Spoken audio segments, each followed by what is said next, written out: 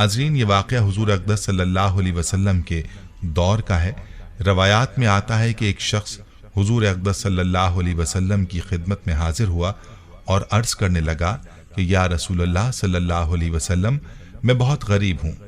मुझे कोई ऐसा अमल बताएं कि मैं अमीर हो जाऊँ और मुझे गुर्बत से निजात मिल जाए। तो हुज़ूर अक़दस सल्लल्लाहु अलैहि वसल्लम ने उस शख्स को कहा कि चावल खाया करो। तो वो शख्स ये इरशाद सुनकर चला गया और कुछ देर बाद एक और शख्स आप सल्लल्लाहु अलैहि वसल्लम की खिदमत में हाजिर हुआ और कहने लगा कि या रसूलल्लाह सल्लल्लाहु अलैहि वसल्लम, मेरे पास इतनी दौलत है कि मुझसे संभाली नहीं जाती, मुझे कोई अमल बताएं कि मेरी दौलत कम हो जाए ताकि मैं इसे संभाल सकूं। तो उसको भी रसूलुल्लाह सल्लल्लाहु अलैहि वसल्लम ने यह फरमाया कि चावल खाया करो, तुम्हारा मसला हल हो जाएगा। वो शख्स भी कुछ देर बाद चला गया तो बाकी असहाब ने आप सल्लल्लाहु अलैहि वसल्लम से अर्ज किया कि ये बात हमें समझ नहीं आई कि जो शख्स गरीब था उसको भी आपने चावल खाने को कहा और जो अमीर था उसको भी आपने चावल खाने को कहा। तो हुजूर अक़दस सल्लल्लाहु अलैहि वसल्लम ने फरमाया, याद रखो जब इंसान चावल बनाता है तो उसके खाने में चावल का एक दाना ऐसा होता है जो कि अल्लाह की रहमत और बरकत वाला होता है। गरीब को चावल खाने को इसलिए कहा कि जो शख्स गरीब है वो थोड़े से चावल खरीद सकेगा और चावल बहुत थोड़ी मिकदार में पका सकेगा और जब खाएगा तो वो एक एक दाना संभाल कर खाएगा और इस तरह वो रहमत और बरकत वाला दाना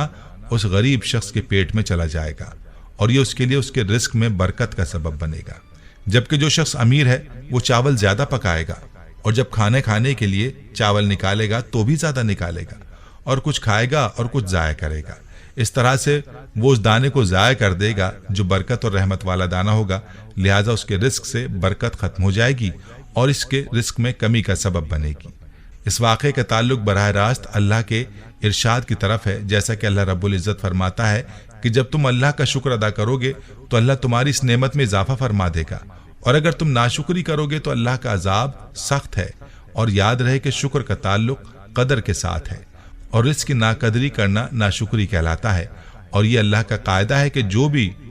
शुक्र करेगा और अल्लाह के रिस्क की कदर करेगा उसको अल्लाह मजीद अता करेगा और जो नाशुक्री करेगा, अल्लाह के रिस्क की नाकदरी करेगा, अल्लाह उससे अपनी नेमतें छीन कर उसको परेशानी और गम की मुसीबतों और अजाब में मुब्तला कर सकता है। लिहाजा हमें चाहिए कि हर हाल में अल्लाह का शुक्र अदा करें और अल्लाह की नेमतों की और अल्लाह के रिस्क की कदर करें, अल्लाह से आफियत मांगते रहें, अल्लाह से मुआफ़ी मांगते रहें और नाशुक्री और रिस्क की नाकदरी से इज्तिनाब करें। कहीं ऐसा ना हो कि अल्लाह हमसे नाराज हो जाए। नाज़रीन, हमें चाहिए कि अल्लाह की नेमतों की नाशुक्री से बचें। रिस्क की नाकदरी का क्या नुकसान है, इस बारे में हज़रत अली रज़ी अल्लाह तआला अन्हु की यह हिकायत मुलाहज़ा फरमाइए। हज़रत अली रज़ी अल्लाह तआला अन्हु लोगों को दर्स इखलाक दे रहे थे कि किसी ने पूछा, ऐ अमीरुल मोमिनीन, जिंदगी में अजाब और परेशानी आने की सबसे बड़ी वजह क्या है? बस जैसे ही ये पूछा गया तो हज़रत अली रज़ी अल्लाह अन्हु ने फरमाया, ऐ बंदा खुदा, अचानक से अजाब आने की सबसे बड़ी वजह अल्लाह के रिस्क की बद्दुआ है। तो वो शख्स पूछने लगा, या अली, रिस्क की बद्दुआ वो कैसे?